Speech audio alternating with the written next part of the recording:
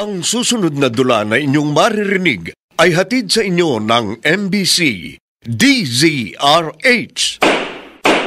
Hukumang Pantahanan. Hukumang Pantahanan. Mga kasong tunay at totoong nagaganap sa pang-araw-araw nating pakikibaka sa masalimuot at mapagbirong kapalaran. Magsisilbing tagapagpaalala upang makaiwas sa mga krimen at kaguluhan.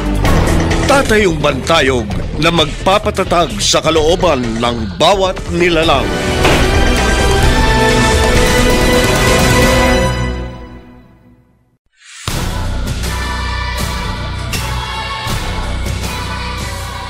Magandang Sabado ng umaga sa inyong lahat. Ngayong araw, hahatiran namin kayo ng isang naibang dula na inaasahan naming makapagbibigay sa inyo ng impormasyon at kaukulang kaalaman pagdating sa mga nababasa ninyo sa pahayagan, naririnig sa radyo at napapanood sa telebisyon.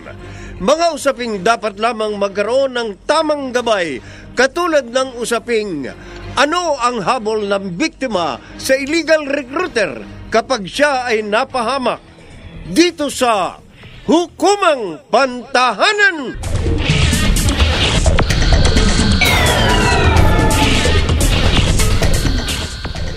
Salamat, Jonas, sa paghatid mo sa akin dito sa airport, ha? Naabala pa tuloy kita. Ano ka ba? Wala yun. Maureen, mamimiss kita. Ako rin naman eh. Mamimiss din kita ng sobra. 2 taon din ako mawawala eh. Ay, nga pala. Pagkatapos nito, saan ka na? Saan ang destinasyon mo? Saan ka ba madidestino? Sa Sulu ako madidestino, alam mo na. Sasabak na naman ako sa giyera. Maureen, ipagdasal mo ako na sana masurvive ko yun, ha? Makakaasa ka. Pero sa totoo lang, sobra ako nag-aalala ngayon. Kasi delikado na naman yung pupuntahan mo. Pero alam ko naman, hindi ka pababayaan ng Diyos. Ikaw rin. Mag-iingat ka. Malayo din ang Kuwait. Basta ipangako mo rin sa akin na mag-iingat ka rin dun sa Sulu. Oo naman. Palagi naman ako mag-iingat habang nasa duty ako. Pero ako kinakabahan ako para sa iyo. Paano kung mapunta ka sa malupit na amo? Marami ako napapanood sa TV. Kung hindi sila sinasaktan, minumulestya naman sila ng mga amo nila. Ano ka ba? Hindi mangyayari yun sa akin. Kaya kong sarili ko. Hindi ako pababayaan ng Diyos. Ay, naku, 12:00 na pala. 30 minutes na lang, flight ko na. O paano? Aalis na ako. Teka, sandali. Bakit? Pagkatapos ng kontrata mo, magpakasal na tayong dalawa. Oo naman. Sige, pag-uwi ko, pagpaplanuhan na natin agad ang kasal. Basta ipangako mo lang sa akin, Jonas, ha? Hihintayin mo ko ang pagbabalik ko. Oo naman. Hihintayin kita. Pangako yan. Hello, anak. Ma? Gusto ka na dyan sa Kuwait? Ay, may malaki akong problema eh. Ha? Mukhang nabiktima po ako ng illegal recruiter. Ano? Paano ngayon yan? Uuwi ka na? Opo. Kailangan ko nang umuwi sa lalong madaling panahon. Teka, asan ka ba ngayon? Nandito po ako sa isang kalye dito sa syudad. May street lights naman sa paligid kaya maliwanag. Pero walang tao sa paligid eh. Hindi ko po alam kung saan ako magpapalipas ng gabi. Ganito na lang ang gawin mo. Hindi ba may pera ka naman dyan? Opo. Nandito sa bag na hawak ko. Kasama ng passport ng ilang IDs ko. O kung ako sa'yo, maghanap ka ng motel o hotel na pwede ka mag-stay hanggang umaga. Tapos, pag sikat ng araw, agad ka pumunta sa Embahada ng Pilipinas dyan sa Kuwait. Sige po. Yun po ang gagawin ko, Ma. Ay! Ay! Yung bag ko! Ay! Ibalik mo sa akin yan! Please give me back my bag! My passport and other documents are in there! Ay! Please! Please give me back my bag!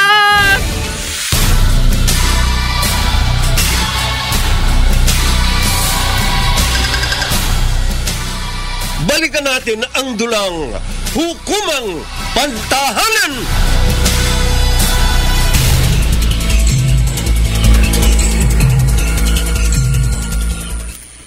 Gilda, buti na lang nakilala kita. Kung hindi, baka tuluyan na ako napariwara dito sa Kuwait. Maraming salamat ha. Utang ko sa iyong buhay ko. Wala yun, Maureen. Masaya ako na makatulong sa mga kababayang tulad mo. Ay, oo nga pala. Paano ka nga pala makakakuha ng bagong passport? Eh, yun na nga ang inaalala ko ngayon eh. Kasi lahat ng mga documents ko naroon sa bag na kinuha sa akin. Pumunta naman ako dun sa embassy. Ang sabi sa akin, marami pa raw akong pagdaraanan bago ako ma-issuehan ng bago. Kaya, matagal-tagal pa ako mag-i-stay dito sa Kuwait. Gilda, gusto kong maghanap ng trabaho dito habang nandito ako. Oo, huwag kang mag-alala. Meron akong alam na pwede mong mapasukan. Yung amo ko kasi, may kamag-anak na naghanap ng kasambahay. O di, sasabihin ko na ikaw ang re-recommend ako. Ay, talaga? Naku, salamat. Ay, siya nga pala. Ilang taon ka na ba dito sa Kuwait? Ay, 2 taon na rin ako dito. Kaya pala kabisado mo ng buong lugar.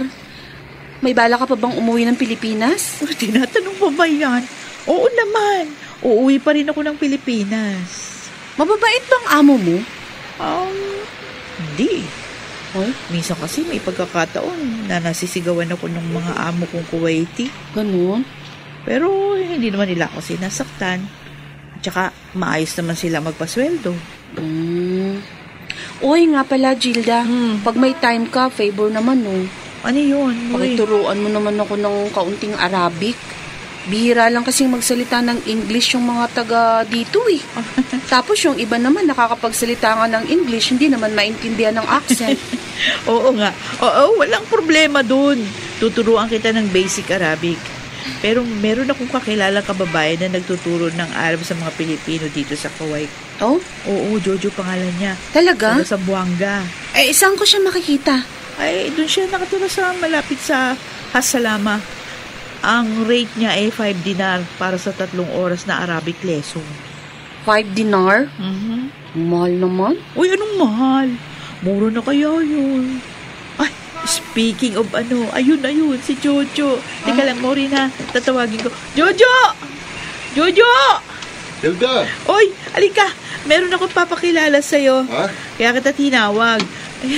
Siya yung friend kong si Maureen. Hi. Siya si Jojo. Magandang hapon, Jojo. Magandang hapon din. Taga saan ka? Taga Bohol ako. Bohol. Oo. Ako naman taga Zamboanga City. Oo nga, nasabi sa akin ni Gilda.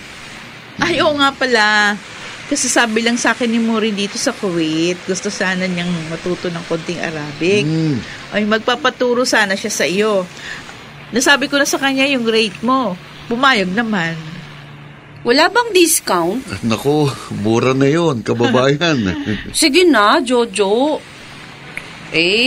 Ano? Pero kung wala talaga, sige, payag na ako. Sige, deal.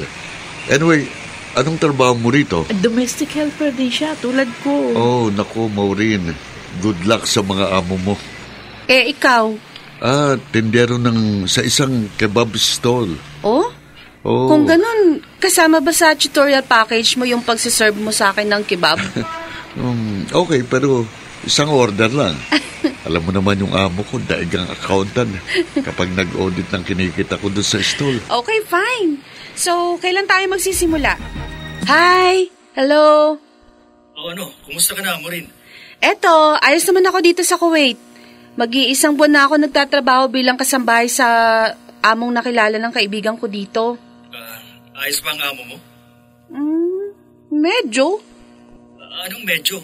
Nung una, akala ko magiging maayos ang lahat kasi ang ganda ng pakita sa akin ng mga amo ko. Pero matapos ng isang buwan, ayun, unti-unti na silang nagbago.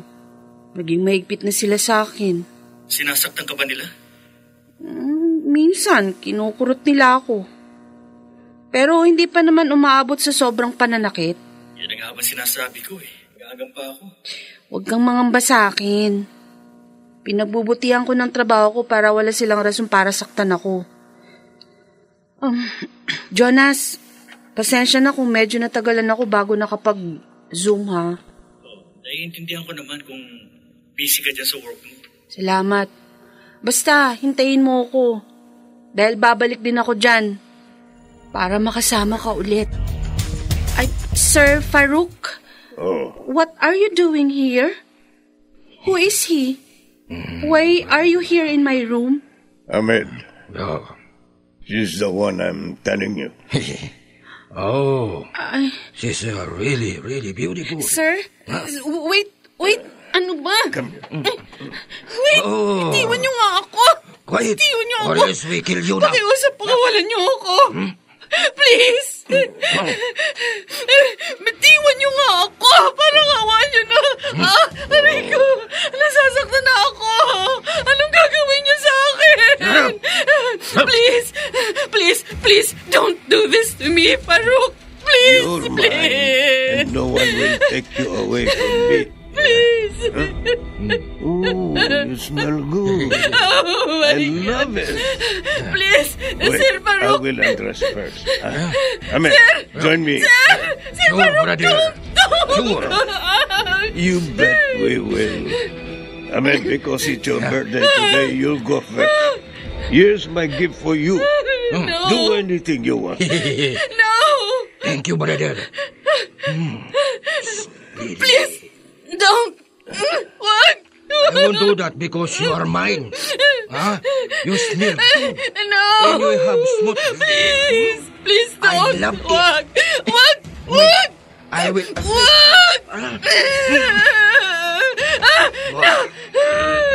No. Just enjoy this night. Hey, yes. You're so very beautiful.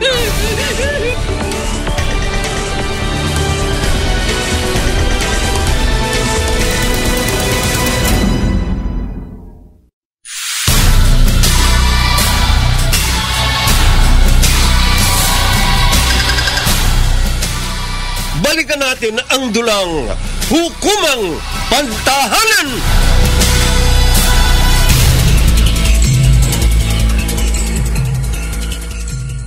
Diyos ko.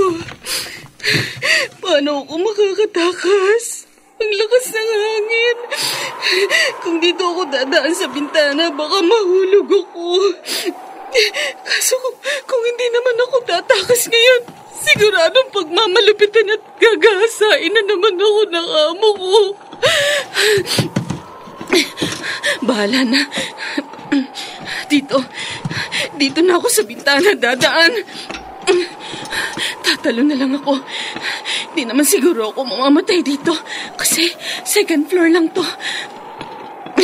Diyos ko, bahala na kayo sa akin.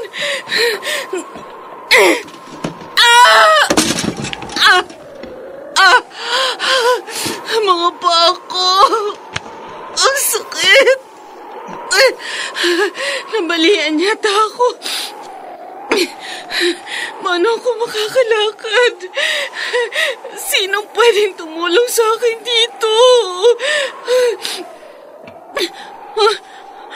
Ayun, may paparating na kotse.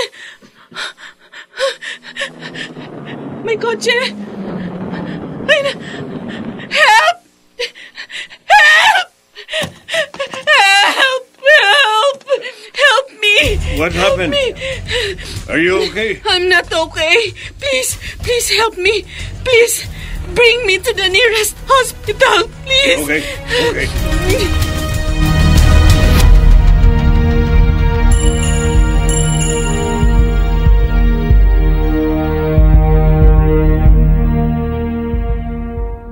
Mabuti naman nakatakas ka sa amo mo. Pero hindi ko akalain na pagmamalupitan at gagahasain ka ng mga yun. Sorry ha, kung ako pa yung nagdala sa'yo sa kapahamakan. Wala kang kasalanan, Gilda. Isa nga pala, humingi na ako ng tulong sa embahada natin at magpapadala sila ng representative dito sa ospital para kausapin at alamin ang kalagayan mo. At nasabi na rin nila sa akin na matutulungan ka na nilang makauwi ng Pilipinas. Gusto ko na umuwi ng Pilipinas. Ayoko na rito sa Kuwait. Sige, naintindihan ka namin. Siya nga pala, pagbalik mo ng Pilipinas, sampahan mo ng kaso yung illegal recruiter mo, ha? Oo, yun talaga ang una kong gagawin pag uwi ko. Pangako, Jojo, hindi ako titigil hanggat hindi ko nakakamit ng hustisya.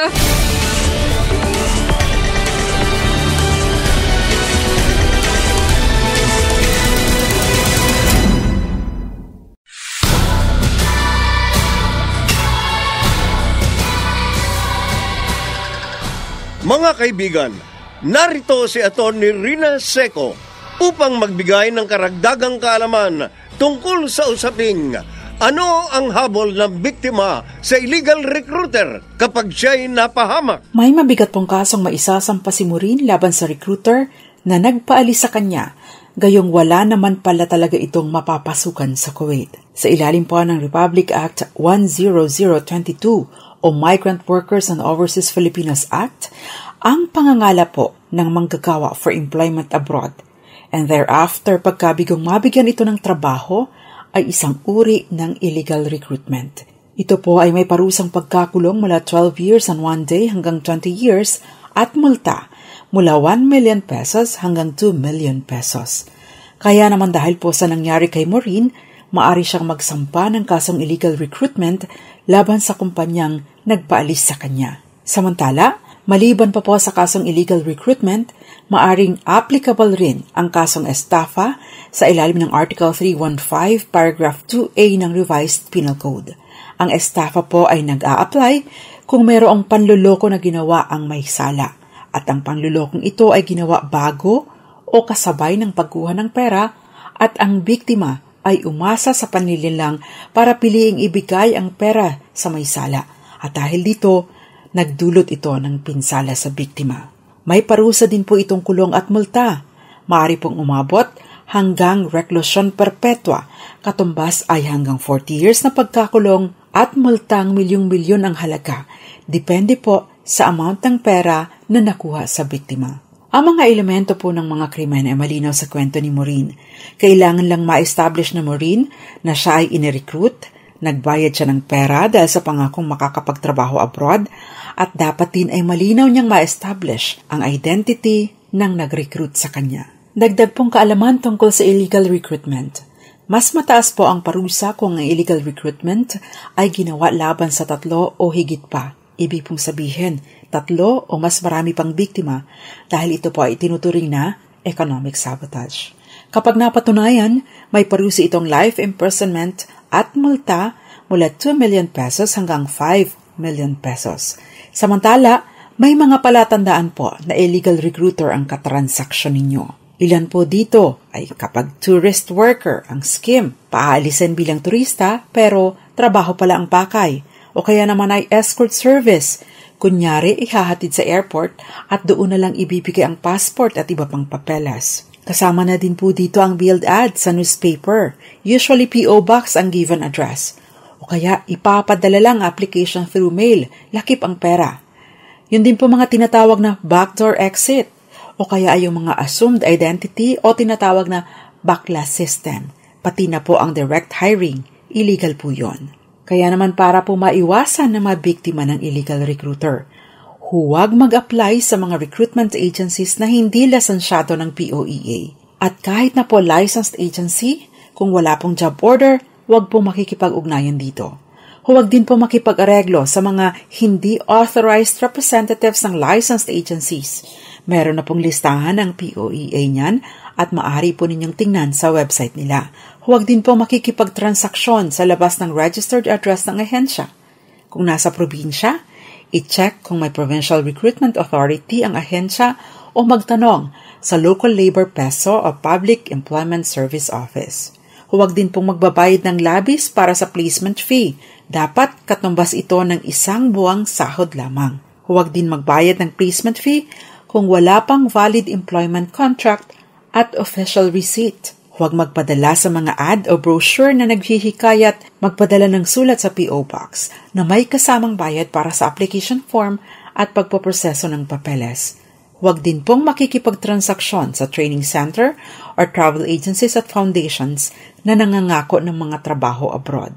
Huwag tumanggap ng tourist o visitor's visa kung trabaho talaga ang pakay. At higit po sa lahat, huwag makikipag-areglo sa fixers. At yan po ang hukumang pagtahanan natin ngayong umaga. Ako po ang panyera ng bayan, Attorney Rina Seco.